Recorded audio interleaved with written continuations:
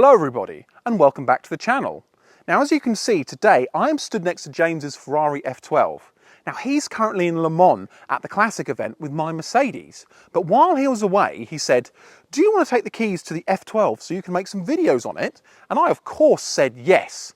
And today we're going to be doing quite a special one because I have next to me my mother, who's never been in a supercar of any description before and has never even really been in a fast car before. And hopefully what's going to happen is today we're going to scare the absolute pants off her. So join us as we enter the car and we see where things go. You ready? Yes.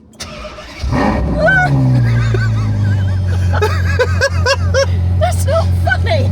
Close the door. Right, Mother. Well, first off, what are your thoughts on the car itself? It's red. It's red. Yes, that is correct. What about the inside of? What do you think about all the leather everywhere? A lipstick red with a beige leather and a sort of a dark grey dashboardy. Yes. Is that leather? It is leather, Mother. That's correct. Yeah. So that's you're reading the brochure there. That's very good. But what do you actually think? How does it feel? Does it ooze quality to you? Does it ooze like kind of Italian kind of flair and things? Oh, it definitely gives a quality feeling for sure. Definitely. So some stats on this car: 6.3 litre engine, 730 horsepower, rear-wheel drive, 7-speed DCT gearbox, and when you put it out of a corner, you can. No, just stop that, naughty boy.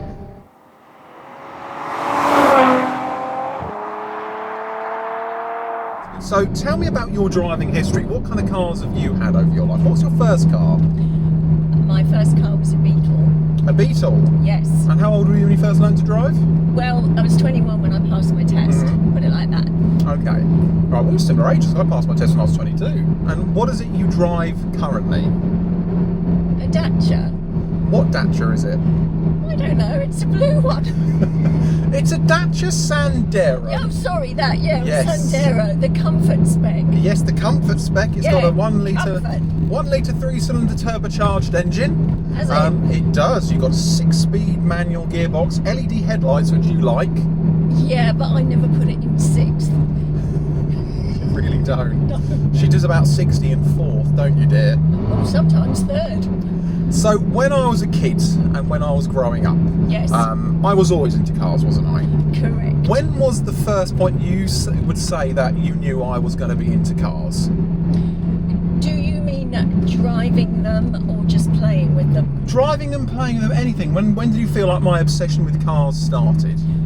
I think your obsession with cars started possibly 11, 12. Okay.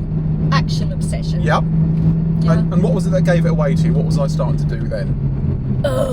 Endlessly talk about them. And look at pictures of them. Yep. And talk more and talk a bit more and a bit more. And what car TV show did I watch without fail every Sunday night when I was growing up? I reckon that was Top Gear. Oh yes, yes. Let's talk about my grandfather, your dad. Yes. He had a bit of a history with cars as well, didn't he? What was his kind of history with cars? He always loved cars, and he had a Bentley, I think. He was in the Second World War, and he was in the transport division. Yeah. Because he loved cars and fiddling with them and driving them around. And unfortunately, he was captured in Singapore and spent time in Changi. So he was just missing in action. Yeah. And nobody knew whether he was coming back. But when he did eventually come back in a bit of a sorry state, he had to have a project to deal with his mental health. Although you didn't talk about anything, and you certainly didn't talk about mental health. Not in those days, no. So he did two things. Yep. He bought cars, old cars, Yep. and he raced in them. And he won some cups. Yep. And he also bought an old house and renovated it. I can't remember all the cars he had. I know one of the last ones he had, was it a Triumph of some sort, the last one? Oh, or was it a Triumph Herald, was it? Was that the last one he had? Yeah, he had a Triumph Herald, yes, he loved that. Yes, and he liked Land Rovers too. So it kind of is one of those things where for me cars have always run in the family, I kind of think in the blood. Was passed to you in the DNA. Yes. And I think that my father would be quite proud of you. So, what would you say the fastest you've ever driven in a car is? What's the kind of fastest car you've had? I had a BMW. I had 2 BMWs. Did? Or did I have 3?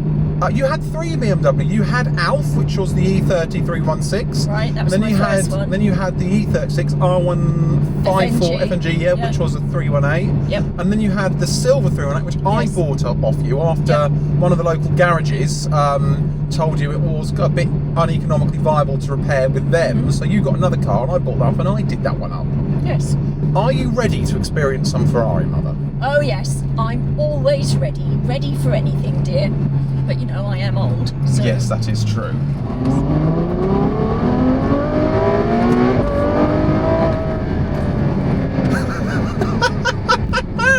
How did that make you feel? Well, it made me feel a bit... Did it make you feel like this?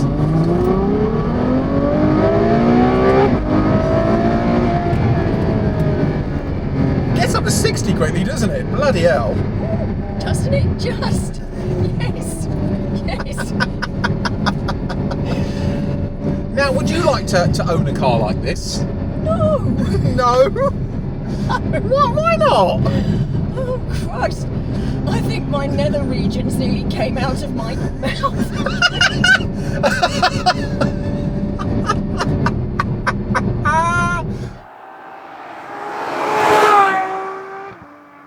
So now you've experienced this kind of power car. How did it feel? Was that scary? Was that how was it? What did it make you think as you were going quickly there? I was thinking about rewriting my will. Well, we're not trying to kill you off just yet, Mother. Come on. I know, but I just wasn't mentally prepared for that. I thought I was, but I wasn't. It's one thing you'll probably feel though, is even though it's quick, it doesn't feel like it's out of control or anything like that, does it? No. Well, I don't know. A lot of the time I did have my eyes shut, but no. But it's one of those things where it kind of feels quite good. You know, for instance, we drop down into second, come into this 60 here, we can...